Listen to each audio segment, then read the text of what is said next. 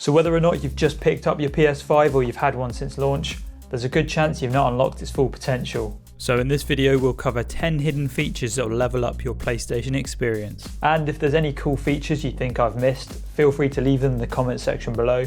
So I find this first hidden feature very interesting. It's a feature that Xbox has had for ages, and I'm talking about a web browser. So the PS5 doesn't actually have a web browser, but there is actually a hidden way of getting onto the web, and I'm going to show you how to do that. So what you have to do is go to Settings, then scroll down to Network, then click PlayStation Network Status. So as you can see, this will open a web browser, but unfortunately there's no way of changing the web address at the top unless you copy these steps. So go to the right hand side and click back to playstation.com, and when you're on that page, scroll down to the bottom and it'll have the links to social media pages.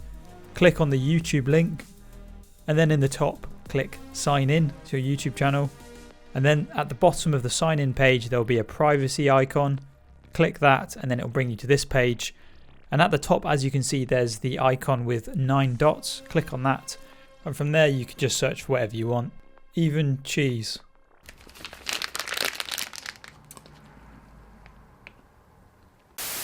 I then thought it would be funny to try and use Xbox Cloud Gaming, but unfortunately it didn't work. So if you're enjoying so far, be sure to drop us a like and consider subscribing. We're on the road to 10,000 subscribers, which is absolutely amazing. Anyway, let's get on with the video. So next we're going to cover some hidden features that will definitely be useful for those stealthy late night gaming sessions. So we all know if you press the mute button, it will mute the microphone on the controller. But did you know if you long press that button, it will not only mute your controller, but mute the sound coming out of your TV and headset? I could definitely imagine this feature coming in clutch for those stealthy late night gaming sessions where you don't want to be caught. And speaking of being stealthy, if you head over to System Settings, Bleep and Light, you can actually mute the bleep sound that the PlayStation makes when you turn it on and off. And you can also change the brightness of the light on the front of the console. Personally, I dim it because I find it distracting.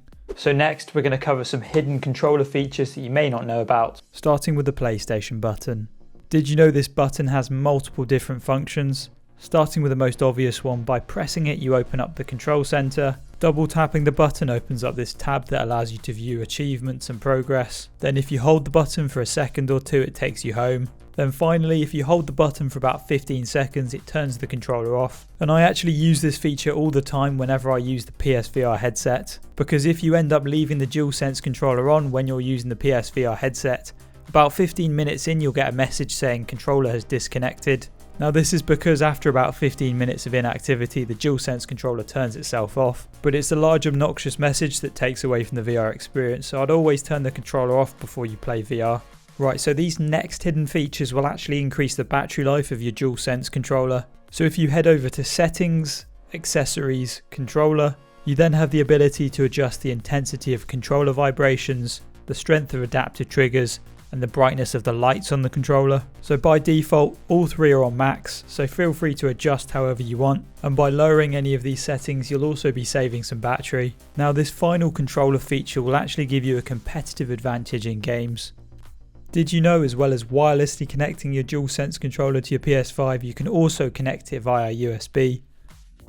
So this may seem obvious, but just by getting a USB cable and connecting it from the DualSense controller to your PS5, all this is actually doing is using the USB to charge the controller. The connection is still over Bluetooth.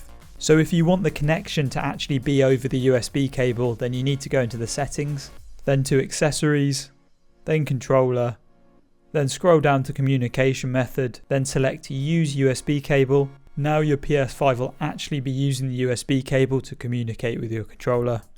Now it is worth noting some people online have tested the difference between wireless and wired latency, and there isn't really much difference, but you may have a competitive advantage with the placebo effect, so see how it goes.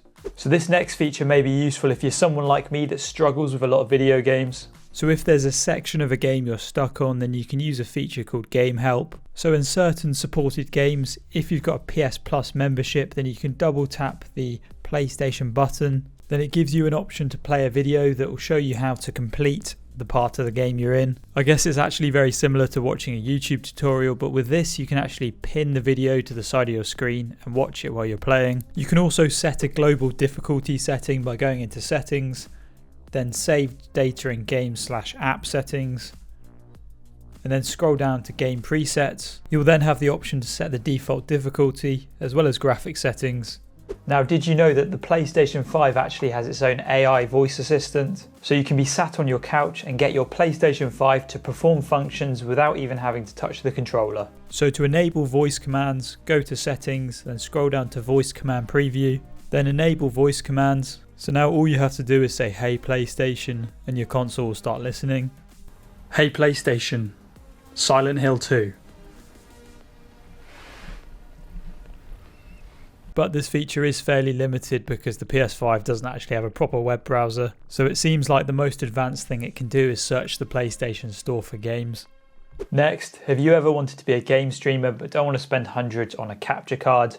Well, with the PlayStation 5 you don't actually have to. So you may already know this, but the PS5 actually has a really good internal recorder, but on top of that you can actually stream directly from the PS5. So you can stream to YouTube, Twitch, and there's actually a fair amount of settings that you can adjust. You can record up to 1080p 60 frames per second, you can record voice audio from a headset, and you can even plug in a camera and have a face cam. So if you're someone that wants to get into streaming but you don't want to buy all the equipment, this is a good way to get started. Have you ever been in a situation where you've been playing a game on your PlayStation 5 such as Path of Exiles 2, but you no longer want to listen to the cringe dialogue, or maybe the environmental sounds of Silent Hill 2 are too scary?